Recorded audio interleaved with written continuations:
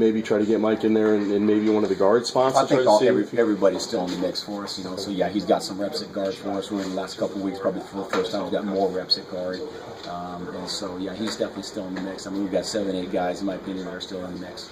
And I know you probably asked about Ben, and just how's he doing right now? Disappointed. I mean, I know he's disappointed. He's been a big part of this offense for a long time, and they have to sit out his senior years, and it's not fun. And so he's been out most of the season, and that's frustrating for him. And it's, I feel bad for him, but it's frustrating for us too. I know you don't have a lot of bank reps with Troy, and kind of what his peccadillos are, I guess, or how you want to say it as a quarterback. But have you guys gotten a general sense as to maybe when he's running around as opposed to when Sauer's running around, and maybe the things that he does well when there's a scramble as opposed to Sauer? I think you're so focused on doing your job, it's hard to be in that mindset, okay, Troy's in now, so we're expecting something different to happen. We're just so focused on trying to get our job done. I don't think those guys really think that way, and so I don't think really Troy has been any more of a scrambler per se than what Seiler did. He did a nice job running with the ball in the game, but that's just how things shook down. So I don't think those guys are really focused on a different guy back there. And for the middle of the season, when you have a situation where all of a sudden maybe another guy has to come in at quarterback and has to really kind of take hold of the position, how difficult is that for an offensive line?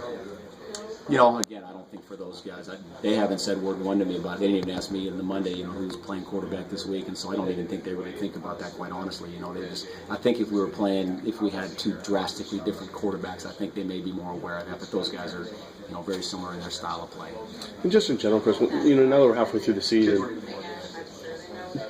are you surprised at how much maybe you had to change or how much you had to tear down to build up in terms of this group and what you're asking of them? Well, yes and no. I mean, I don't think I came into this thing thinking it was going to be a slam dunk and these 5 guys are going to be the guys and we're going to be great and just everything's going to be perfect out there. I mean, typically in college football, that's not how it works. And so, it's a work in progress, and I wouldn't say it's a total surprise to me that it's a work in progress, but, we love to be further ahead than we are right now, but it's not. And what do you think have been the biggest obstacles now that you've had some games to really look at them and really dial into some details? It's not been one thing here and there. One of the things certainly you look at Oregon, you look at Stanford, those are 2 really good defenses, and so it's not going to be easy. And I think you look at their games last year and you see a lot of the same stuff, and those are 2 really good defenses.